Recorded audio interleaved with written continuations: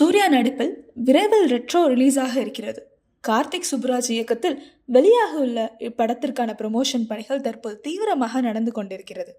இந்த படம் தொடர்பான அப்டேட்கள் அடுத்தடுத்து வெளியாகி ரசிகர்கள் மத்தியில் எக்கச்சக்கமான எதிர்பார்ப்பினை கிளப்பி வருகிறது.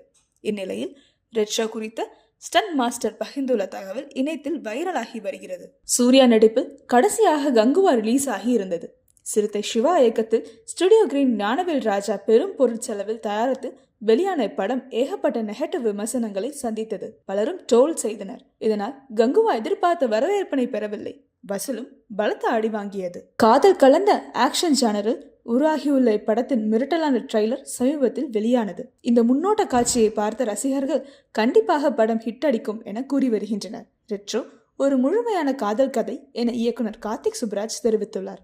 இது குறித்து யூடியூப் சேனல் ஒன்று கார்த்திக் சுப்புராஜ் அளித்த பேட்டியில், இது ஒரு கேங்ஸ்டர் கதை அல்ல. முதல் முறையாக நான் ஒரு காதல் கதையை எடுக்கிறேன். என்னுடைய முந்தைய படங்களில் நான் காதல் உறவுகளை ஆராய்ந்திருக்கிறேன் என்றாலும் கூட இதுதான் ஒரு முழுமையான காதல் கதையாக வந்திருக்கிறது. அதே நேரம் இதில் நிறைய ஆக்ஷனும் உண்டு. ஆனால் இப்படம் ஒரு கேங்ஸ்டரை பற்றியது அல்ல. இந்த படத்தில் அதிகமாக காதல் உணர்வுகளை ஆராய்ந்திருக்கிறேன். அதனால்தான் இதனை முழுமையாக காதல் படம் என சொல்கிறேன். நான் சூர்யாவை 2-3 வருடங்களுக்கு முன்பு ஒரு முறை சந்தித்தேன். ஆனால் அப்போது நான் அவருக்கு சொன்னது வேறொரு கதை. அவருக்கும் அது பிடித்திருந்தது. ஆனால் அந்த நேரத்தில் நான் மகான் படத்தில் பிஸியாக வேலை செய்து கொண்டிருந்தேன்.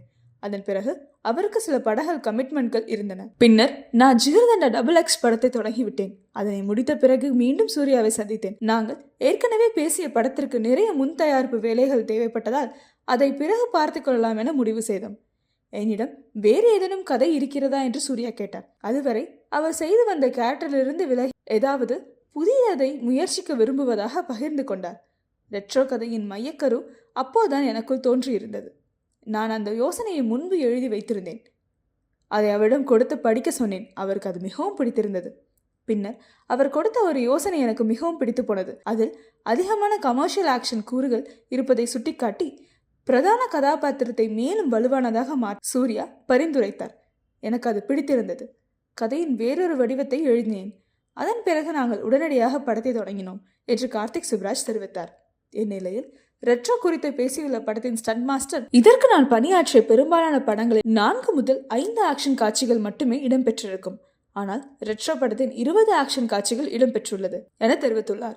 இதனால் ரசிகர்கள் மத்தியில் எக்கச்சக்கமான எதிர்பார்ப்பு எழுந்துள்ளது.